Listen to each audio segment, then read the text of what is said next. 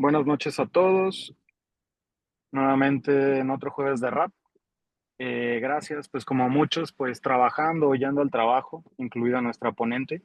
Entonces, ella es la doctora Marta Eugenia Zamora Aramburo. Ella es pediatra, neonatóloga y terapista intensiva cardiovascular por el Instituto Nacional de Pediatría.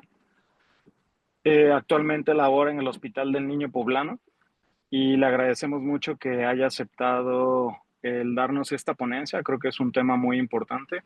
Pues ella, aparte de ser neonatóloga, pues tiene un enfoque cardiovascular dirigido a neonatos. Entonces creo que nos puede dar unos puntos claves muy importantes para poder saber el uso de estos medicamentos que son tan habituales ya en hospitales de segundo nivel y pues ni hablar que en los hospitales de tercer nivel, ¿no? Es un complemento a todo lo que muchos ya sabemos, pero pues está perfecto pues siempre recordar y tener un enfoque de un experto, ¿no? Entonces, pues Martita, te agradecemos mucho y pues bueno, recuerden que cualquier duda, pregunta, inquietud, al final por el chat para que respetemos la ponencia de la doctora. Les agradecemos mucho nuevamente conectarse y pues bueno, los micrófonos son tuyos. Saludos.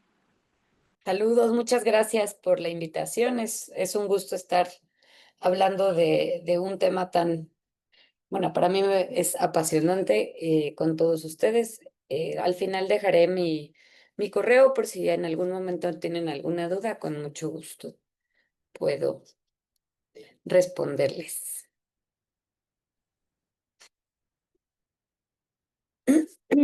Bueno, pues como ya me presentó el doctor Carlos, soy pediatra, neonatóloga. Hice una alta especialidad en terapia intensiva cardiovascular en el Instituto Nacional de Pediatría.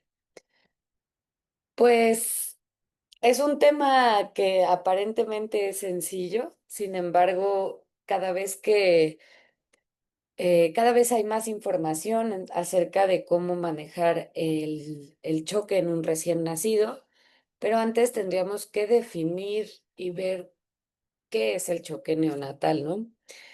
Pongo esta foto porque cuando un recién nacido está chocado pueden ser 1000 datos clínicos, algunos muy sutiles, pueden ser muchísimas las causas, entonces es un tema que primero antes de hablar de aminas tendríamos que saber cómo es el choque neonatal. Sabemos que las alteraciones hemodinámicas en el recién nacido son muy frecuentes y tienen muchísimas causas fisiopatológicas muy diferentes y dinámicas. A veces empieza como un tipo de choque y después, conforme va progresando, va cambiando los patrones y las causas, ¿no? Es muy importante no dejar de lado este punto. El recién nacido tiene diferencias fisiológicas muy importantes. Eso es lo que lo hace una población completamente distinta al resto de las edades pediátricas. Hay cambios muy, muy importantes en la arquitectura del miocardio. Entre más prematuro, más cambios hay en la arquitectura del mismo. Asimismo, hay distintas respuestas celulares y la presencia de los cortos circuitos que todos sabemos que al nacimiento se presentan. Todos estos puntos hacen que el manejo del choque sea todavía más difícil, primero de detectar y después de manejar. Durante un periodo de inestabilidad hemodinámica, el primer mecanismo de compensación es la autorregulación y sucede con cambios en los parámetros que afectan la entrega de oxígeno, que se traduce como fluctuaciones en la saturación de oxígeno o bien la presión arterial. La autorregulación es el resultado de la liberación local de óxido nítrico. Este punto es muy importante porque lo vamos a ir viendo durante toda la fisiopatología del choque. El óxido nítrico se libera por los eritrocitos. Esto nos va a causar una vasodilatación sistémica y va a haber un desequilibrio muy, muy importante entre la entrega y consumo de oxígeno. Si algo me gustaría que nos quedáramos todos es con este concepto. El choque es el resultado de ese desequilibrio entre un aumento de oxígeno, un aumento en el consumo de oxígeno en los tejidos y una alteración en la entrega.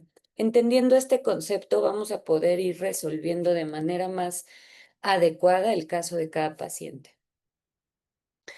Esta alteración entre el consumo y la entrega de oxígeno, tenemos ya cada vez más monitorización para poder detectar el choque de manera temprana. Si nosotros nos esperamos a que la presión arterial esté afectada, estamos agarrando el choque de manera muy tardía, porque ya se agotaron los mecanismos de compensación. Una herramienta extraordinaria es el NIRS. El NIRS nos va a permitir ir viendo la saturación, mal dicho, porque no es la saturación, sino más bien el consumo de oxígeno en los distintos órganos donde tengamos colocados los sensores de NIRS. No voy a ahondar mucho en esta gráfica, pero sí voy a hacer énfasis en el punto donde nosotros tenemos que estar en esta región. Una adecuada entrega de oxígeno con un adecuado consumo del mismo. Si nosotros nos movemos hacia este lado, vamos a ir viendo que vamos a ir teniendo menor entrega de oxígeno, mayor consumo del mismo, y esto nos va a llevar a una acidosis láctica, hiperlactatémica. Evidentemente, nadie quiere llegar a tener al bebé en este panorama, porque muchas veces ya en esta parte los daños son irreversibles. Nosotros tenemos que empezar a ver los cambios sutiles para poder ir manejando el choque desde antes que ya los mecanismos sean irreversibles. Entonces, muy importante mantener la entrega y el consumo de oxígeno en un balance adecuado. ¿Qué es lo que puede hacer que tengamos un incremento de la necesidad de una disminución de la entrega de oxígeno? La vasoconstricción regional, una presión arterial disminuida debido a resistencias vasculares sistémicas bajas. Voy a hablar un poco de la fisiología de los componentes de la presión arterial. No podemos hablar de aminas si no entendemos perfectamente cómo se compone la presión arterial. La presión arterial diastólica está determinada por dos puntos. Perdón. Va a iniciar con la contracción ventricular y está estrictamente relacionada con la elasticidad de los grandes vasos. Se va a mantener por el tono vascular de las arteriolas, por el efecto neuronal y humoral de los vasopresores. Las resistencias vasculares pulmonares y el volumen intravascular van a ser los responsables directos de mantener una adecuada presión diastólica. Perdón, aquí son resistencias vasculares periféricas, no pulmonares, me equivoqué. La presión de pulso es simplemente la diferencia, y esto también es un concepto que tenemos que tener de manera muy clara. Yo sé que muchos de nosotros en nuestros hospitales no tenemos NIRS y no tenemos mucha monitorización, pero este es un punto que nos puede ayudar bastante, saber analizar muy bien la presión arterial. Nosotros tenemos una diferencia entre la presión arterial sistólica y la diastólica. Esta diferencia es la presión de pulso.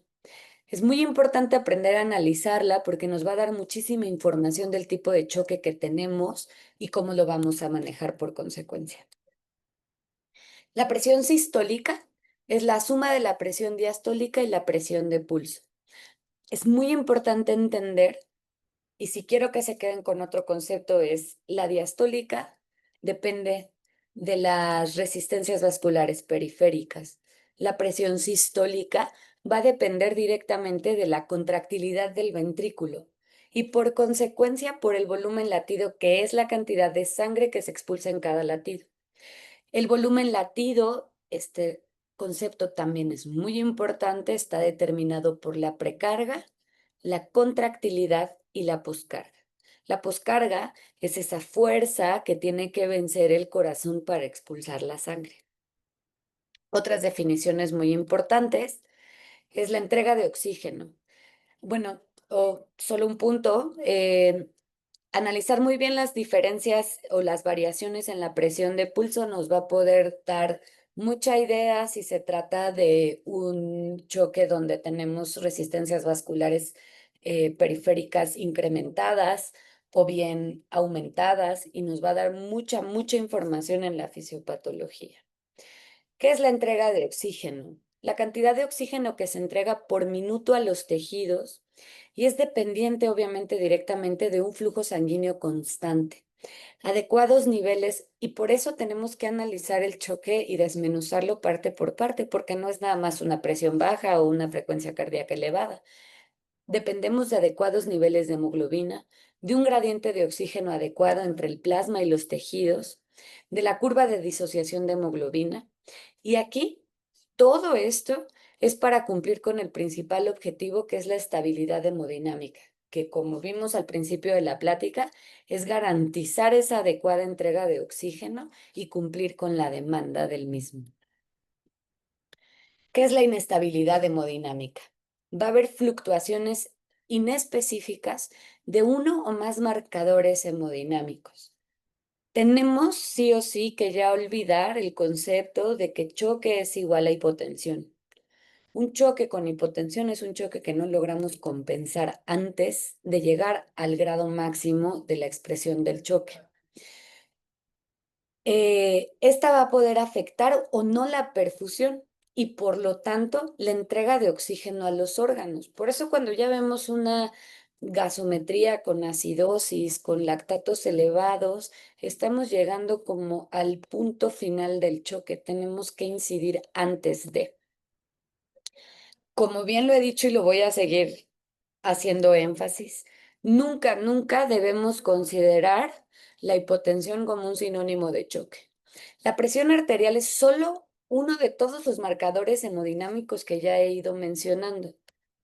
Puede o puede no estar afectada en el estado de choque.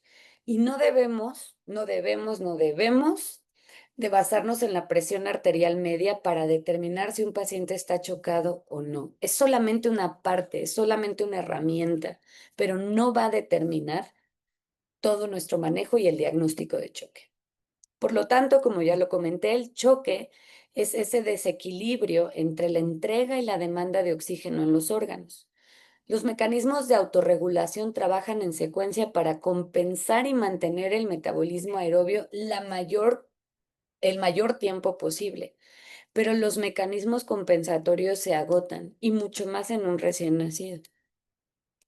¿Cuáles son los mecanismos de compensación? Como ya lo comenté, la vasodilatación hipóxica, va a haber tejidos con alta demanda de oxígeno, mecanismos neuroendocrinos que van a incrementar la extracción de oxígeno en los tejidos, es decir, no me estás dando, pues te voy a extraer absolutamente todo lo que me llegue. A consecuencia de esta situación, toda vez que ya pasamos a una respiración anaerobia, una respiración celular anaerobia, va a haber una altísima producción de ácido láctico para compensar esta falta de oxígeno. Aquí ya estamos hablando de una isquemia hipóxica y va a resultar finalmente, por eso les digo que una gasometría con acidosis ya es disfunción y daño celular severo. ¿Qué es la precarga? La precarga es el volumen presente en el ventrículo al final de la diástole. ¿De qué va a depender? Va a depender del retorno venoso y del volumen residual al final de la sístole. Es decir, la precarga es lo que va a expulsar el corazón con cada latido. Depende de varias cosas y es muy importante entender de qué depende porque muchas veces un choque cardiogénico va relacionado a estos factores. Va a depender, obviamente, porque es volumen, pues del volumen intravascular. Evidentemente, si yo tengo un niño que está con pérdidas de líquidos, un choque hemorrágico, pues va a tener una alteración importante en la precarga. Va a depender directamente, y este punto es muy importante, de la distensibilidad del ventrículo. Si yo no tengo una adecuada distensibilidad, mi contractilidad se va a ver completamente disminuida. Entonces necesitamos una buena distensibilidad para que la fuerza de retorno en la contractilidad nos dé un buen volumen de eyección. Y este punto en los recién nacidos, cambios en las resistencias vasculares pulmonares. Vamos viendo ya los detalles particulares del recién nacido. Un bebé con una hipertensión arterial pulmonar persistente del recién nacido va a tener importantes alteraciones en la precarga y por eso es que se presentan tan rápidamente con choques cardiogénicos difíciles de tratar. ¿Cuáles son las causas de la disminución de la precarga? Como ya lo mencioné, disminución del volumen intravascular es lo primero. Va a haber, va a haber hemorragia, pérdida excesiva de líquidos, fuga a tercer espacio y un incremento de las resistencias vasculares pulmonares. Eso va a evitar un adecuado retorno venoso a las cavidades izquierdas y por lo tanto alteraciones en la eyección.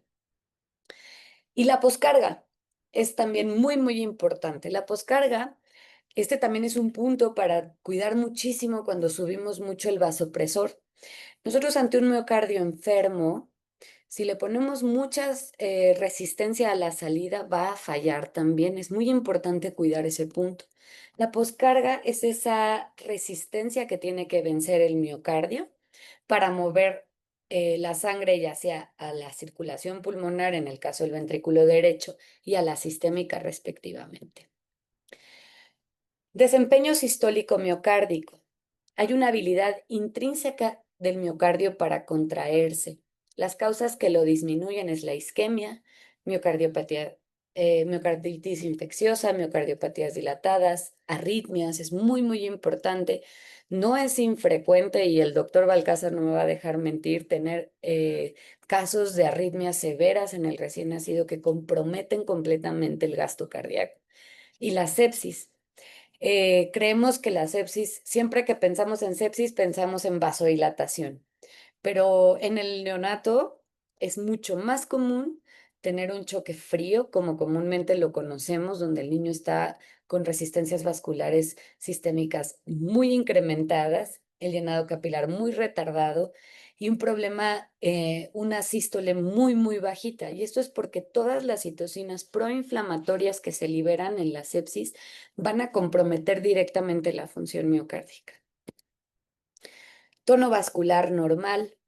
Yo sé que estoy hablando mucho de fisiopatología y fisiología, pero creo que tenemos que entender esto antes de pensar en un tratamiento. Pero ya me voy a apurar con esta parte.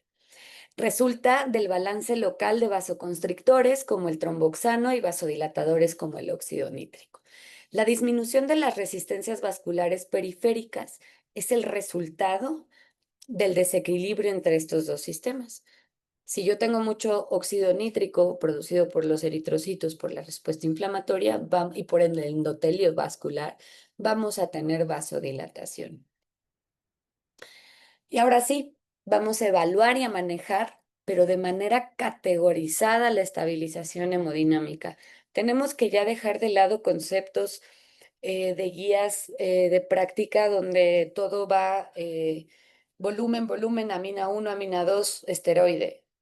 Tenemos que ir pensando qué amina vamos a utilizar basado en los conceptos que les estuve comentando. Esta forma a mí me parece muy didáctica para poder ir entendiendo la fisiología y fisiopatología del choque. Aquí vamos a hablar de vasodilatación. Como ya lo hablamos, una disminución de las resistencias vasculares periféricas. Causas, sepsis. No dejemos de lado la anestesia, opioides, algunas aminas como milrinona, levosimendan, que en neonatos se utiliza muy poco, la hipoxia y la acidosis metabólica. Su presentación clínica, aquí vamos a ir hablando ya de la presión de pulso, la presión arterial diastólica, sistólica. La diastólica se va a ver comprometida. La presión sistólica y la media pueden llegar a disminuir ya como consecuencia de una diástole comprometida. Va a haber taquicardia. Vamos a tener, si tomamos el control del choque antes de agotar los sistemas de compensación, una función sistólica normal, va a haber oliguria y se caracteriza por un incremento del índice de extracción de oxígeno. En este punto vamos a empezar a ver que la presión de pulso se va a empezar a incrementar a expensas de una disminución de la diástole. Es decir, la diferencia entre la sistólica y la diastólica se va a ir incrementando de manera progresiva. En el prematuro, una de las causas Pues como bien sabemos, es un conducto arterioso permeable con repercusión hemodinámica. Va a haber un robo diastólico importante que va a hacer que la presión de pulso se incremente. Siempre pensar en el manejo de la causa. Eso es como la primera parte. Tenemos que saber qué estamos tratando. Y ya dirigido hacia el tipo de choque, pues aminas como cuya principal función sea vasopresora para incrementar el tono vascular y garantizar la adecuada entrega de oxígeno. ¿Qué vasopresores conocemos? Norepinefrina, adrenalina. Adrenalina es una amina muy noble y fácil de utilizar porque aparte nos permite usarla a dosis sinotrópicas y a dosis de vasopresor. Por lo tanto, es una muy buena opción para iniciar el manejo del choque. Si vemos que lo que está más comprometido es la diástole, podemos utilizar la dosis un poquito más altas, hasta 0.1, 0.15 máximo. Y la vasopresina, que también es un excelente fármaco para manejar el choque en el recién nacido. La categoría 2, que es la fisiología de vasoconstricción, va a haber resistencias vasculares muy elevadas y una falla del desempeño sistólico del miocardio. Dado que los mecanismos de compensación y de reserva en el recién nacido son muy pocos, la mayoría de las veces vamos a encontrar este tipo de choque. Un recién nacido frío, con pulsos disminuidos, el llenado capilar muy retardado, con mucha diferencia de la temperatura central y periférica. Y se presenta también cuando hay un aumento súbito de las resistencias vasculares sistémicas o con un miocardio muy inmaduro. Este es el tipo de choque que va a presentar el paciente con hipertensión arterial pulmonar persistente del recién nacido, aquel que tiene una hipoxia, una asfixia perinatal. Síndrome de posligadura del conducto es muy común que lo hagan porque súbitamente se suben las resistencias y pues el que todos le tememos, que es la hipertensión arterial pulmonar. Sin embargo, también la sepsis forma parte de las causas de este tipo de choque.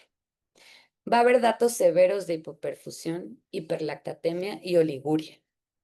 Podemos tener al principio una presión diastólica normal o elevada, y aquí al contrario, como la presión sistólica se va a ir bajando y la diastólica se puede mantener o bien subirse, nuestra presión de pulso va a estar corta, a expensas de una presión media normal. Por eso hacía mucho énfasis que esta presión no nos va a servir para diagnosticar el choque. Entonces, a diferencia de la fisiología de la categoría 1, donde vamos a tener una presión de pulso muy amplia, aquí la presión de pulso va a ser corta. El tratamiento, evidentemente, el manejo de la causa. Hay que saber escoger el tipo de aminas. En este caso, tenemos que ser muy cautos con no escoger aquellos inotrópicos que incrementen las resistencias vasculares sistémicas. Por el contrario, vamos a buscar aquellas que nos den cierta vasodilatación periférica, la dobutamina a dosis que ya les voy a mencionar y obviamente la milrinona. La categoría número 3, que es el choque cardiogénico, es una falla circulatoria por un desempeño sistólico miocárdico. Pueden estar las resistencias vasculares normales o bajas.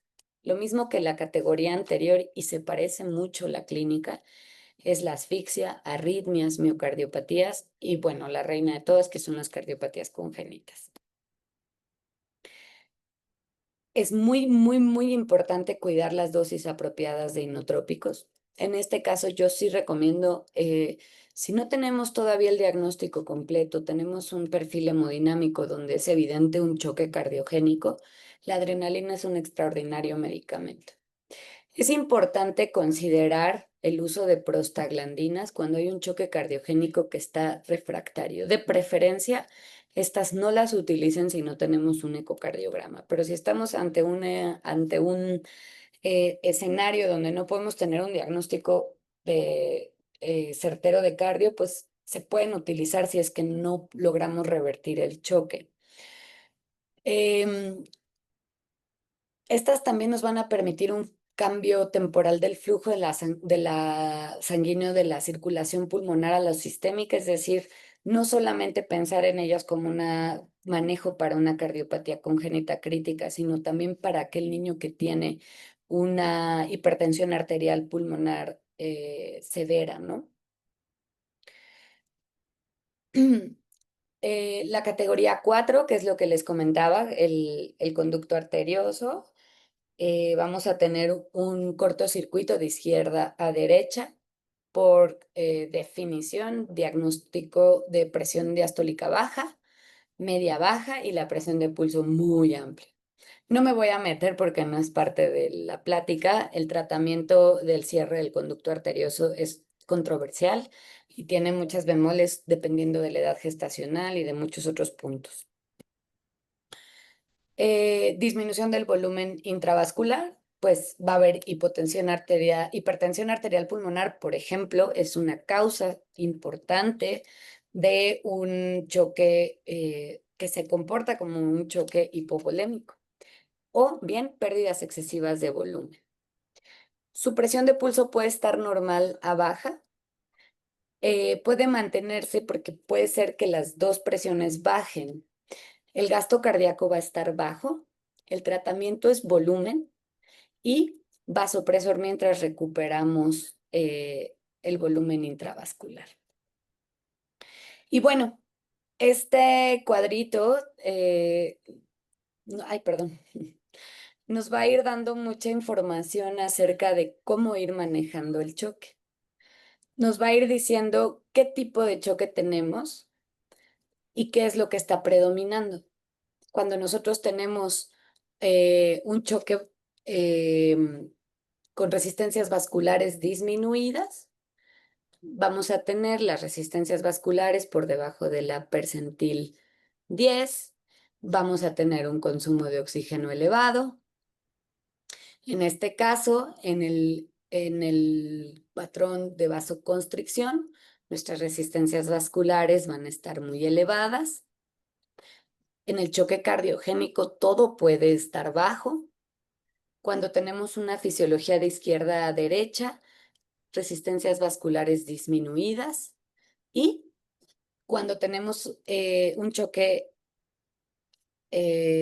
por pérdida de volumen o bien hipertensión arterial pulmonar severa, podemos tener resistencias vasculares normales a elevadas y un gasto cardíaco disminuido. Entendiendo un poco ya la fisiopatología, pues nos vamos a ir ya a un tratamiento dirigido. Es importante conocer los receptores que tenemos a nivel del corazón y a nivel de la vasculatura periférica. En el miocardio tenemos los alfa 1 y los beta 1. Los beta 1 nos van a incrementar la frecuencia cardíaca y mejorar la fuerza de contractilidad, mientras que los alfa 1 van a ir directamente a la contractilidad. En la vasculatura periférica, los beta 2 van a disminuir la vasoconstricción y ahorita por eso vamos a hablar de la dobutamina. Y los alfa 1 a nivel de la vasculatura periférica nos van a incrementar la vasoconstricción. Los alfa 2 se caracterizan por incrementar la liberación de la norepinefrina endógena. Los alfa 1, paredes vasculares, vasoconstricción en el corazón, van a incrementar la duración de la contracción sin aumentar la frecuencia cardíaca. Los beta 1 adrenérgicos en el corazón son los que a todo mundo conocemos, van a incrementar la fuerza de contracción y van a incrementar la frecuencia cardíaca. Los beta 2 adrenérgicos van a estar en las paredes vasculares causando vasodilatación. Dopamina, cada vez está más cuestionado su uso, va a actuar en distintos sitios. En el lecho vascular renal, esplácnico, coronario y cerebral va a causar vasodilatación y va a estimular la liberación de norepinefrina y por eso causa la vasoconstricción. Receptores de vasopresina en el músculo liso y los sensibilizadores de calcio van a incrementar la sensibilidad al calcio, como bien su nombre lo dice, del aparato contráctil miocárdico. Agentes adrenérgicos. La adrenalina tiene varios efectos. El efecto alfa 1, que como vimos es a nivel del miocardio y a nivel periférico, que va a una dosis de 0,1 a 0,2 microgramos kilo minuto. 0,2, sinceramente, ya es una dosis muy alta. Tratemos de no subirla por arriba de 0,15. Si no responde a eso, tenemos que agregar otro fármaco. Es un vasoconstrictor potente y nos va a incrementar a mayor dosis las resistencias vasculares periféricas. El efecto beta va de 0,02 a 0,1. Es muy importante hacer notar que no pierde el efecto beta, ¿ok? Va a mejorar el gasto cardíaco por su efecto inotrópico y cronotrópico positivo en estos receptores beta 1. Y vasodilatación a estas dosis por estimulación de receptores beta 2. Efectos adversos: es un fármaco arritmogénico, vasoconstricción esplácnica, y este es un punto que también nos puede afectar en el recién nacido, que puede llegar a dar hiperglucemia. La noradrenalina actúa en receptores alfa 1 y beta 1 adrenérgicos, es un potente vasoconstrictor. Tiene discreto incremento del gasto cardíaco porque, como lo vimos, favorece un poco la fuerza de contracción, y su dosis va desde 0,02 a 3 microgramos kilo minuto. La dopamina, como ya lo mencionamos, tiene varios efectos dependiendo de la dosis. Va de 0,5 a 2 microgramos kilo minuto. Nos va a dar vasodilatación renal, mesentérica, cerebral y coronaria, y puede causar hipotensión. Efecto beta 1 entre 5 y 10 va a mejorar el gasto cardíaco, y el efecto alfa por arriba de 10 microgramos kilo minuto, pero esto es a través de la liberación de norepinefrina. Dobutamina. El efecto beta 1 va de 2 a 15 microgramos kilo minuto, es cronotrópico positivo, inotrópico positivo, aumenta el gasto cardíaco, y es importante que noten este punto: disminuye las resistencias vasculares periféricas. Es muy buen fármaco para el choque cardiogénico porque nos ayuda a mejorar la poscarga disminuyéndola discretamente, y nos ayuda mucho con la contractilidad y a incrementar la frecuencia cardíaca. Dosis mayores a 2 microgramos kilo minuto ya nos puede dar cierta vasodilatación, que es lo que les estaba comentando. Y bueno, los agentes no adrenérgicos. La vasopresina. Yo sé que hay mucha reserva todavía al uso de la vasopresina, pero es un extraordinario fármaco sabiéndolo utilizar correctamente, no pasando a dosis muy elevadas. Es muy, muy buen medicamento para el manejo en el recién nacido, sobre todo aquel que tiene cuadros de hipertensión arterial pulmonar. Va a estimular a los receptores beta 1 que se localizan en el músculo liso. Su estimulación provoca vasoconstricción y activación plaquetaria. Activa los canales de potasio en el músculo liso vascular con la siguiente vasoconstricción, y va a inhibir el incremento del GMP cíclico, que es inducido por el óxido nítrico, y el péptido atrial natriurético. Además, va a disminuir la óxido nítrico sintetasa inducible, que es estimulada por los lipopolisacáridos de las bacterias. Beta 2, vasodilatación pulmonar, coronaria y cerebral. Por eso les digo que es una excelente combinación para manejar la hipertensión arterial pulmonar persistente. Nos ayuda mucho a mejorar el retorno venoso, combinado con, por ejemplo, milrinona, que nos va a ayudar a la contractilidad y a disminuir las resistencias vasculares pulmonares. La milrinona es un inhibidor de la fosfodiesterasa 3 que ocasiona que aumente el AMP cíclico y evite el ingreso de calcio al retículo sarcoplásmico. Es decir, va a incrementar la disponibilidad del calcio. Va con dosis desde de 0,25 a 0,75. Va a causar vasodilatación sistémica y pulmonar y un inotropismo positivo. Recomendación: la eliminación renal de la milrinona en el recién nacido está disminuida, entonces hay que tener mucho cuidado a la dosis a la que la iniciamos y los incrementos. Yo sugiero no utilizar dosis por arriba de 0,5 porque sí puede causar una vasodilatación sistémica severa. Vasodilatación pulmonar, mejora el gasto cardíaco y mejora la función diastólica, que como al principio les comentaba y les hice mucho hincapié, que necesitamos una buena relajación para una adecuada contractilidad. Entonces, es un inotrópico positivo y es un lucitrópico positivo, es decir, que nos ayuda a la relajación. Yo siempre sugiero y tengo mucha precaución antes de iniciarla, garantizar que tengamos por lo menos una mejoría en la presión arterial diastólica antes de iniciar la milrinona. Sí es muy importante optimizar, ya sea que tengan adrenalina o que tengan vasopresina o norepinefrina en infusión, garantizar una adecuada diástole antes una adecuada presión diastólica antes de iniciar la milrinona, porque en muchas ocasiones al iniciarla hay una vasodilatación importante que compromete el retorno venoso y nos puede complicar más el choque. Ojo, no estoy diciendo no se use, sino que se utilice con precaución. El levosimendan lo menciono para tener conocimiento de él, pero no es en muy pocas ocasiones es necesario en recién nacidos. Es más para fallas cardíacas muy complicadas de controlar, este, y tiene sus indicaciones muy precisas. Es un sensibilizador de los canales de calcio, por lo tanto va a mantener el calcio dentro de la célula y ocasiona cambios en la conformación de la troponina sérica. Va a aumentar la contractilidad cardíaca, activa los canales de potasio en el músculo liso, originando vasodilatación muy severas. Es muy importante de tener en cuenta. Inotrópico positivo, vasodilatador pulmonar y sistémico. Este cuadro se los dejo para que lo vayan revisando, sin embargo, es un resumen también y me gusta porque nos habla de, en general, el mecanismo de acción, los efectos fisiológicos en el miocardio y a qué dosis, en cuánto tiempo actúan y sus efectos adversos. Es muy importante conocer los efectos adversos de cada una de las aminas y si se tienen que utilizar, saber cómo contrarrestarlos, ¿no? Todo esto ya lo mencioné en las diapositivas anteriores, pero es un buen resumen para tener disponible.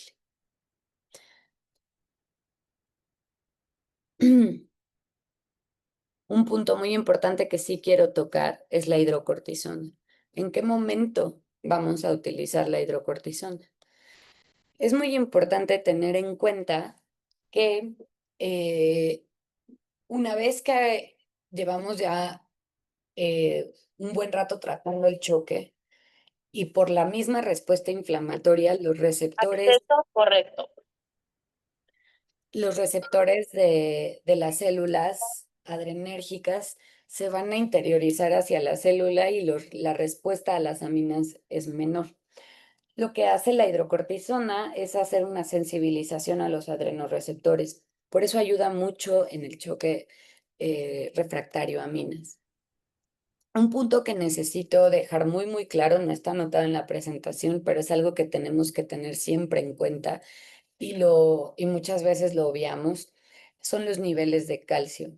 Consideren el calcio como una amina más. No podemos manejar el choque con aminas sin buenos niveles de calcio. Todas las aminas que he ido mencionando funcionan a través del calcio. La adrenalina funciona, la liberación de calcio inducida por calcio. Como les comenté, la milrinona, o sea, todas funcionan con adecuados niveles de calcio. Es importante garantizar un adecuado nivel de calcio iónico para poder garantizar la función de las aminas. Una estrategia es poner la infusión de calcio por aparte para poderla subir o bajar sin tener que estar modificando las soluciones. Y este cuadrito también es muy interesante porque nos va a ir ayudando a hacer las combinaciones más adecuadas. Es decir, si yo estoy buscando vasoconstricción, bueno, tengo vasopresina que me da mucha vasoconstricción y nada de ayuda a la contractilidad. La norepinefrina, por el contrario, nos ayuda a la vasoconstricción y nos ayuda a la contractilidad. Y ahí vamos a ir haciendo esta combinación de medicamentos que nos van a ir permitiendo dar el tratamiento más adecuado por el tipo de choque. Principalmente vamos a utilizar dobutamina para el choque cardiogénico, milrinona bien si el choque cardiogénico es secundario a una hipertensión pulmonar persistente que sea severa. Vamos a poder utilizar epinefrina. Insisto, es una amina muy noble que nos permite hacer con cambios distintas formas de tratamiento. La vasopresina también nos va a ayudar y es un excelente fármaco para manejar el choque secundario a la hipertensión pulmonar persistente. Y este otro cuadro nos va a ir diciendo si es vascular, cardíaco o nos da ambos efectos, ¿no? Aquí son los tipos de receptores y qué cambios van a tener al momento de estimularlos, ¿no?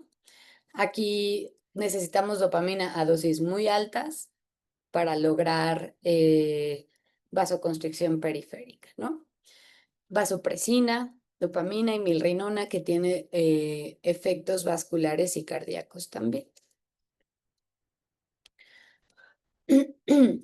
Y este cuadro es un resumen de todo. Lo primero que tenemos que hacer antes de decidir si vamos a usar una u otra amina, vamos a primero hacer una valoración clínica muy detallada.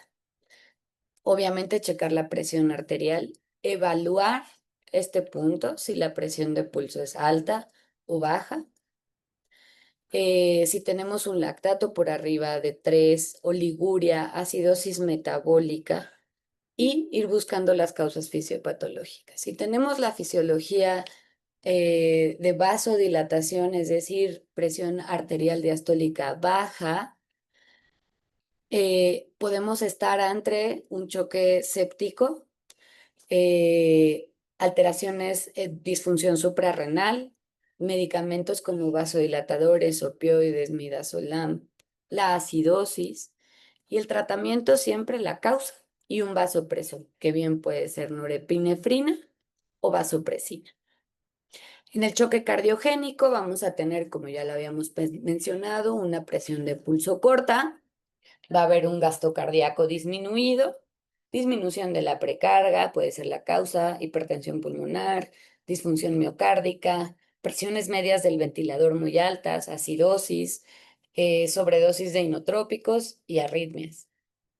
Quiero mencionar, aquí nos comenta que en este punto el ecocardiograma es importante para ver si son fluidos, inotrópico o qué elemento utilizar. Es importante mencionar que ya no nada más en el choque cardiogénico vamos a necesitar la valoración de ecocardiograma para guiar nuestro manejo. Cada vez más está demostrado que entre más estudiado y más clasificado esté el choque del paciente, mejor lo vamos a tratar. Por lo tanto, ya es casi una necesidad general que todos sepamos hacer una evaluación del choque a través de ultrasonido, el POCUS, ¿no? Que tampoco es el tema de la plática, pero sí es muy, muy importante que todos vayamos buscando formarnos con esas herramientas para poder dar una mejor evaluación y un mejor tratamiento. Ay, aquí se me tapó un segundo. La fisiología de vasoconstricción. Vamos a tener una diastólica alta o normal. Resistencias vasculares sistémicas elevadas, por lo tanto va a haber un gasto cardíaco bajo, una alteración en la adaptación a la vida postnatal, el síndrome de ligadura de conducto, hipertensión arterial pulmonar. Aquí también dice que el ecocardiograma es importante, pero es en todos, ¿no? Nuestra primera línea de tratamiento va a ser un inotrópico, ya sea dobutamina o milrinona. Aquí, pues, el conducto arterioso, puede haber lo más frecuente es que tengamos una diastólica baja y por lo tanto una presión de pulso muy amplia. El ecocardiograma es indispensable. Y el tratamiento obviamente va a ser el apoyo, pero si no tratamos la causa del shunt, pues no se le va a quitar el choque. Y por último, el choque hemorrágico o el choque con pérdida de volumen. La presión diastólica va a variar, puede haber una presión de pulso corta porque se va a caer la sístole, porque se compromete el volumen latido. Y nuevamente el ecocardiograma es indispensable para poder determinar si nuestro tratamiento, y no solamente para ver la causa del choque, sino para ir viendo respuesta a tratamiento, ¿no? En estos casos, lo ideal, siempre y cuando no sea un choque hemorrágico severo, lo ideal son un poco de vasopresor y evitar los inotrópicos porque no tenemos precarga.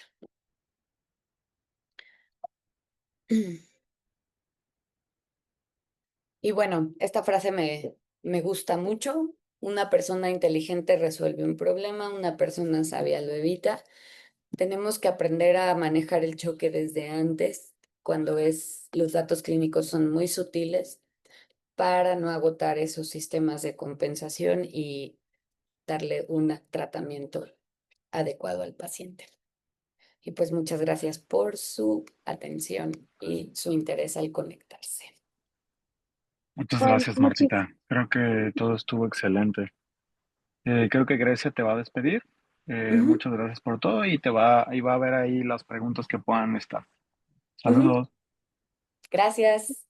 muchas gracias, Marta. De verdad, creo que es un tema, híjole, muy importante porque si no conocemos la base de esto, no vamos a usar las aminas como si fuera casi una receta de cocina, ¿no? Entonces, hay que individualizar cada fisiopatología, cada paciente, cada historia y sobre todo cacharlos en buen momento. Creo que algo también muy importante es ver del paciente los factores inotrópicos negativos que puede tener asociado a toda la causa de la fisiopatología, ¿no? Entonces, bueno, que es un tema muy importante. Creo que llegaste ahorita a 100 personas nada más y esperemos que en el canal se puedan conectar los que ya no pudieron conectarse.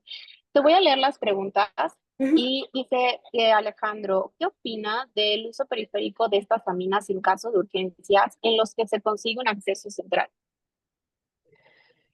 O sea, tenemos, y eso no nada más en neonatología, también en pediatría, la urgencia es tratar el choque.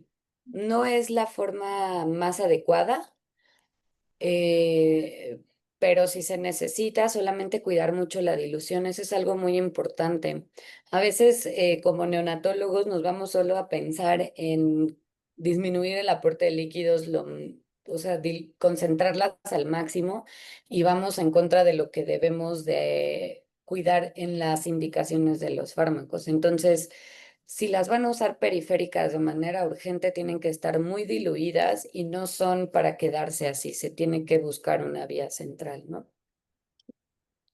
El doctor Guillermo Piña dice algún recurso adicional gasométrico que considere práctico para guiar etiología, como ejemplo el índice de oxigenación. Bueno, este es un punto y es una muy, muy buena pregunta, doctor. Creo que ya no podemos manejar el choque nada más con la clínica. Lo correcto y lo que tendríamos que hacer es hacer talleres hemodinámicos con las gasometrías. Para poder hacer un taller hemodinámico con gasometrías necesitamos forzosamente una gasometría venosa central, no puede ser periférica, y una gasometría arterial. Esto nos va a dar muchísima información indispensable, es decir, nos va a dar directamente el patrón del choque, nos da índice de extracción de oxígeno, gasto cardíaco, resistencias vasculares periféricas, el delta de CO2 que nos habla de consumo de oxígeno a nivel celular, o sea, ya sabemos, y eso es un dato muy, muy importante, que una diferencia de CO2 de la gasometría venosa central a la gasometría arterial por arriba de 6 ya nos habla de una mortalidad muy elevada por una mal entrega de oxígeno periférica. Entonces, creo que así como no podemos trabajar sin una valoración de hemodinámica por ecocardiograma, tampoco deberíamos de seguir tratando el choque a ciegas sin una valoración hemodinámica por gasometría. Entonces, no solamente es el índice de oxigenación, como usted lo menciona, sino toda la valoración hemodinámica que nos habla de consumo de oxígeno, de entrega de oxígeno, es indispensable. Entonces creo que es una muy, muy buena pregunta. No podemos solamente pensar en lactato y bicarbonato, ¿no? Tenemos que hacer esta evaluación y no nada más una vez, sino de manera más repetitiva para ir viendo la respuesta al tratamiento, ¿no? El doctor Brandon te comenta, doctor, excelente ponencia, buenas noches. Disculpe, ¿cuántos días recomendaría usar la suplementación de hidrocortisona ante un choque refractario a aminas? ¿Y qué piensa sobre el score de aminas? ¿Es funcional? Ok, muy buena pregunta. Lo que está descrito para el esteroide, para el choque refractario a aminas, no es de días o 72 horas, porque mucha gente es como, no, a las 72 horas lo empiezo a disminuir o no. Lo indicado y lo que está descrito es que si yo paso mi primera dosis de hidrocortisona y tengo una adecuada respuesta y esto me permite bajar la dosis de aminas, puedo solamente dejar una dosis. Entonces, no es una receta de cocina de que yo deje ya cada 8 horas hidro a 1 miligramo por kilo. Si después de mi primera dosis yo tengo respuesta, no tengo por qué seguir utilizando el fármaco cuando vienen los efectos adversos, como es incremento de resistencias vasculares pulmonares, hiperglucemia. Entonces, lo indicado es precisamente una excelente pregunta es si puedes bajar el score de aminas. El score inotrópico es una excelente herramienta para ir valorando cómo está respondiendo y la gravedad de tu paciente. Entonces, si yo después de la primera dosis de esteroide logré disminuir mi score inotrópico, puedo valorar si la segunda dosis la paso o no la paso, ¿no? Por el contrario, llevo 3 días, pero mis aminas están en el tope, no le puedo quitar el esteroide. Entonces, no podemos hablar precisamente de días, sino más correctamente como lo preguntas, todo basado en el score inotrópico. Perfecto. Hay una pregunta que justo la acabas de responder. ¿El uso de hidrocortisona en el choque se debe ir disminuyendo con el paso de los días o puede quitarse sin descenso? Entonces, bueno, creo que con lo que comentaste, no sé si quieras agregar algo más. Evidentemente, si llevamos un curso prolongado de esteroide, que realmente en un choque es rarísimo que llevemos más allá de 72 horas el uso del esteroide, ¿no? Pero sí tener cuidado cuando tenemos un uso por más de 5 días, el descenso. Pero realmente en estos casos de choque refractario a aminas, es muy difícil que un choque dure más de ese tiempo utilizando el esteroide, ¿no? Si no respondió a esteroide, la posibilidad es muy baja. Perfecto, pues muchísimas gracias.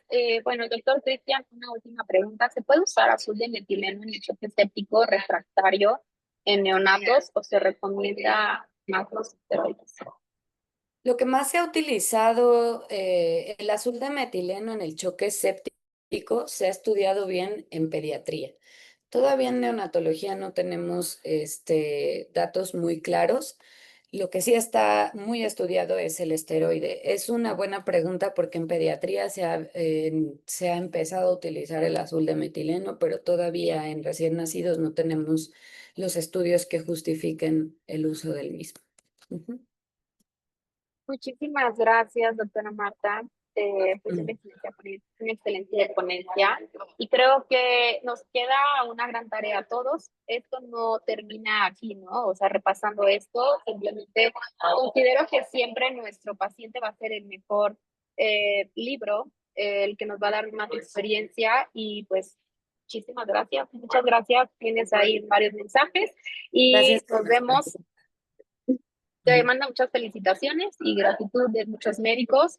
Recuerden que este es un espacio sin fines de lucro, un espacio gratuito para que todos nos podamos actualizar en diferentes partes de la TAM y nos vemos el próximo jueves de RAP. Gracias a todos y buenas noches. Felicidades a ustedes por esto. Gracias. Bye. Bye.